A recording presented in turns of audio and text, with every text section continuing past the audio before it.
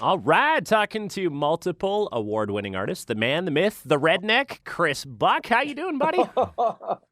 The myth. I'm doing great. It's a beautiful day down here, and it's an exciting day. It's a day of a long time coming. You said just before we started recording, we're catching you down in Tennessee right now? Yeah. I've been down here, I guess, for a couple of years now, but I'm calling it home right now. I guess for the next few years, anyways, with the publishing deal. But yeah, it's a beautiful day, and I got a few friends that stopped by, a couple of the songwriters who wrote the recent song with me, and we're just enjoying the day. Yeah, Awesome, buddy. And good April. You had a good Easter and everything. The year's going great for you?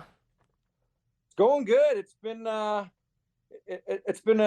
a great year. Yeah, I've been writing every day. Been writing with lots of great artists and writing some fun songs for the Chris Buck band. So it's been good. Well, and I mean, fun songs is putting it lightly. So that new single with Bamford, Cowboy Boots, love it. First of all, as you said on social media, you're bringing back country with a '90s twist, and I'm fully here for it, man.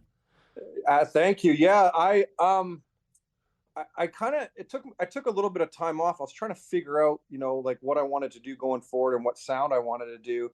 And I kept thinking, why did I get into country music? Well, I got into country music because of Alan Jackson, Steve Earle, Brooks and Dunn.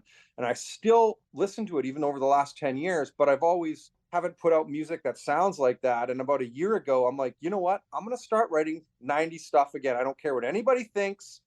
I love it. It makes me feel good. And I wrote this song, and I actually sent it to Gord Bamford saying, hey, Gord, like, this is a song you might like. And he's like, well, I'm not cutting, but I'd love to sing on it with you.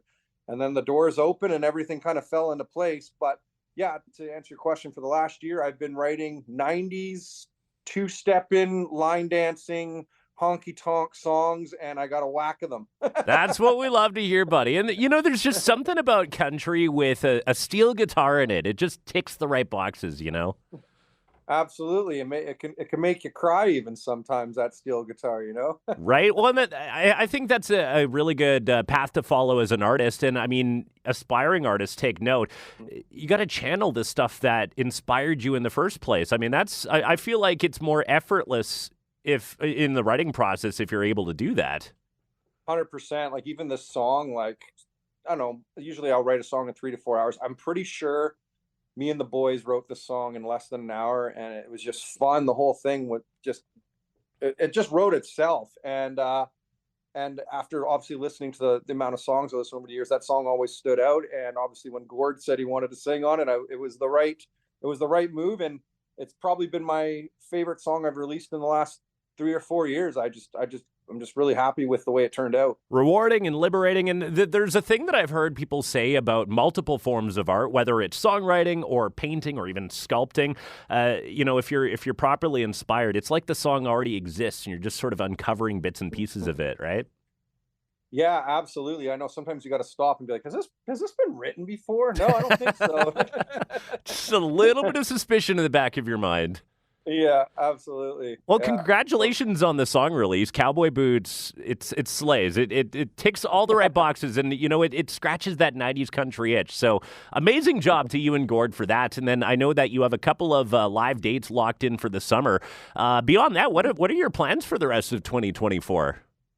Yeah, I just been writing for. I'm working on an EP. We call it Barn Burner, so it's going to be a whole bunch of, like I said earlier, dancing country music.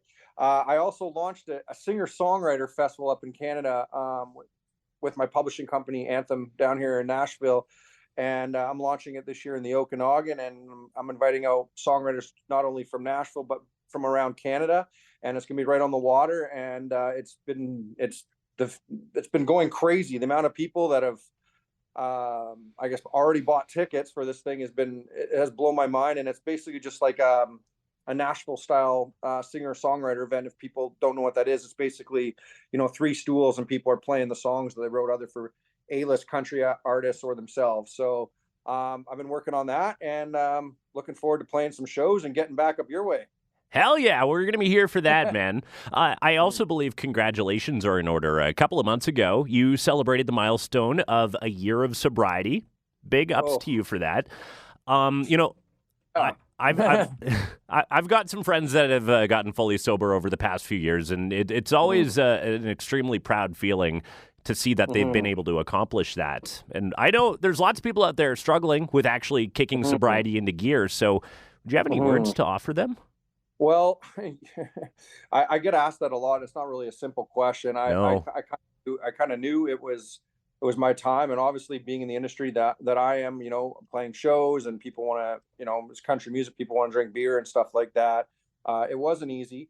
But all I say is if Chris Buck can do it, anybody can do it, because I truly mean that. But I don't want to knock on drinking. I think it's a lot.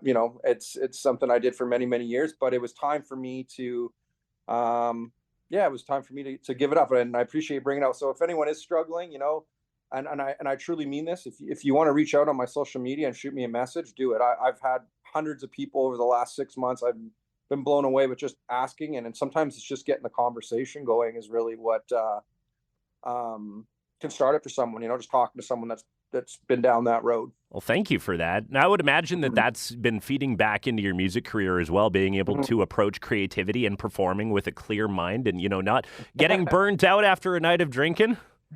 Yeah, I know. I was the other day, I was saying to my wife, I'm like, I'm up brainstorming for my write tomorrow morning and getting ideas when the old me would have been out partying all night and barely waking up for my write in the morning. Right? Like totally just a measure of priorities, right? Yeah, absolutely. And I'm enjoying it. It's been I've learned a lot about myself. And the other thing I learned, though, was a lot of country artists down here, I'm not going to say their names, but they put out, beer drinking songs, and they don't drink. They're so focused on their career and so focused on getting up early, getting those rights in, vocals, like they're disciplined, like super, super disciplined. And just being in Nashville, I guess, has taught me that, like you gotta be focused, because if you're not, some other kid's gonna creep up and pass you before you know it, that is doing it. So yeah, man, it's a close race down there.